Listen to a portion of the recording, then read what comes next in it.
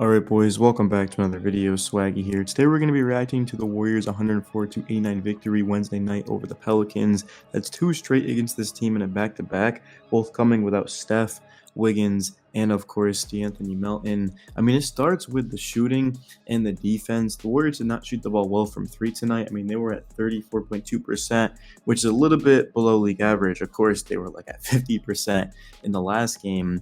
But the defense tonight was just as good as it gets. I mean, look at Zion Williamson. He goes out there, he shoots 5 of 20. You're not going to see anyone this season defend him as well as Draymond did. I even said that in the last game when Zion played well, was that Dre had good defense, just Zion was hitting tough shots. But in this one, he wasn't able to. And speaking of Draymond, goes out there, blocks 5 shots, gets 6 assists.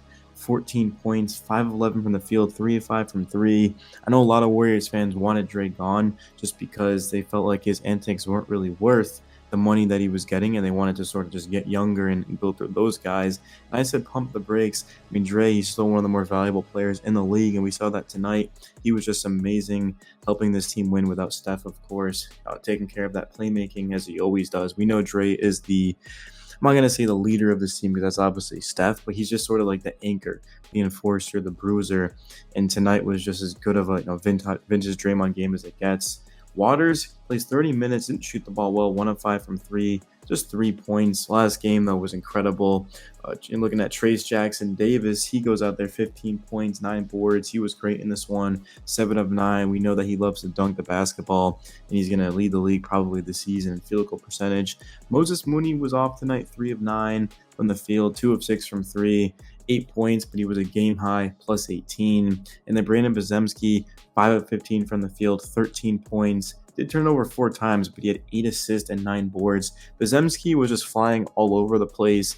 Being a high-energy player is always making an impact on both sides of the ball. That's why I decided to put him on the thumbnail once again, making his second consecutive appearance, just because he's doing everything for the Dubs right now. Jonathan Kuminga, we mentioned it in the last video. He came off of the bench. He was benched in the last game, and he's sort of filling out the role perfectly. 16 points, another efficient game, 6 of 12 from the field, 4 boards, 2 assists, and a steal. Kuminga, just the way he's attacking the basket and also shooting jumpers, you can tell he's more confident. And I like him in this bench role too, because once Wiggins, Steph, and Melton come back, I mean, they're going to have to make a decision, but I just think Kuminga's kind of better off the bench just to give that team a spark and have that energy. And I do like Podziemski starting too. I really do. Kevon Looney, 9 minutes, 2 points, 4 boards, and an assist. So we see Jackson Davis play 20 minutes. We see Looney play 9. It was flipped before. We saw Looney get more minutes. So just interesting. Having both of those guys definitely is huge to Steve Kerr, depending on what he's trying to do out there.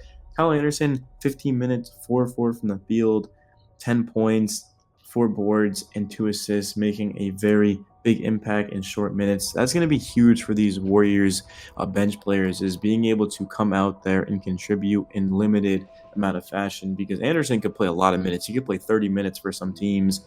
And the guy like Kevon Looney, Jonathan Kuminga, I mean, some of these guys could play big minutes for other teams, but because the Warriors have so much depth, even without, again, 2 starters and a key bench guy, there's still not going to be minutes for everyone because they're that deep of a team, and Slow-Mo was good in this one. And then we saw Buddy Hield, who I haven't mentioned yet, 29 minutes, 8 of 19 from the field, 4 of 12 from 3. Buddy started this game, what was it, 1 of 5 from 3. He didn't really have his shot on tonight, but he still scored 21 points. That's how you know he's in for a true breakout year. His shot was off. He still gives you 21, hits 4 of his 12 threes. And Buddy, just the energy he's been providing, he's been one of the biggest. I'll probably even say he's been the biggest offseason pickup. I mean, I'm not really too sure about Alec Caruso. Cat was a huge pickup. I mean, he's been one of the biggest. I mean, he's been huge for this Warriors team. He's just been scoring 20-plus a night for this Dubs team, and he's just filled in for Steph, right? We're talking about the 2 best shooters in the game.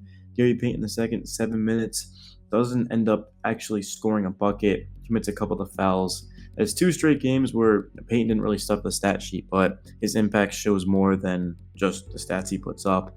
And that was eventually just going to be it for the Warriors. I mean, we saw like Beekman and Spencer played a minute, but the Warriors, we know what they're trying to do to this point, and that's play offense through their defense, force takeaways, get out in transition, run. I don't know if there's a team in the league that can run with the Warriors, and I don't think there's a better team that can rebound than the Warriors. I mean, this team at full strength has a really good chance to win another championship. And I've been saying this before the season started, that please count the Warriors out.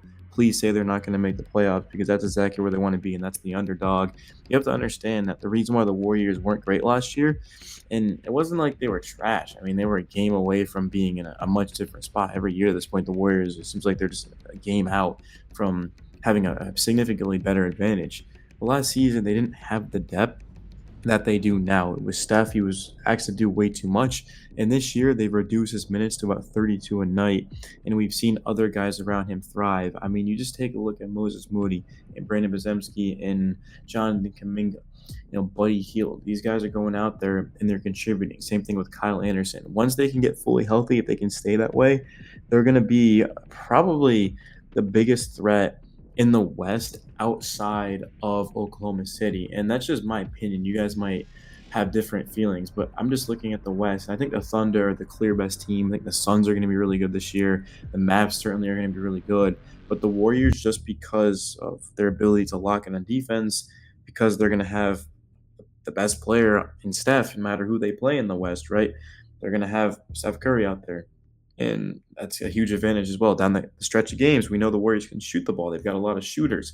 They've got Draymond Green, a guy that can go out there and can protect the rim, can pass, can knock down the three ball. Dre was 3 of 5 from three last season. Remember, career high 39%. I think the Warriors have a lot of dogs. They have a lot of guys that are hungry, and it's been fun to watch and cover them this season. They've got a bright future, and just seeing Steph play the last couple of years of his career at a very, very high level. Eventually, Steph is going to start to regress, but we saw in the Olympics what he was able to do this season when he's been out there. I mean, he hasn't been asked to score 30 points like he was in the past, right? When he was winning those MVPs, when he was unanimous. I mean, Steph was giving you 30 a night.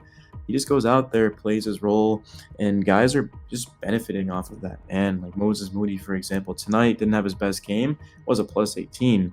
We've seen Moody this year just, he's like 50% from three coming into this game, and he's learning a lot from Steph, and just that winning mindset. Guys are not putting themselves before the team. They're trying to go out there and win and contribute. And like, for example, Waters wasn't on tonight. He was on fire the last game, but he still was able to go out there, be a plus 13, make winning plays. And everyone defended so well. I mean, they held the Pels at 30.6% from three and 36.7% from the field. They also go out there and they force 14 turnovers.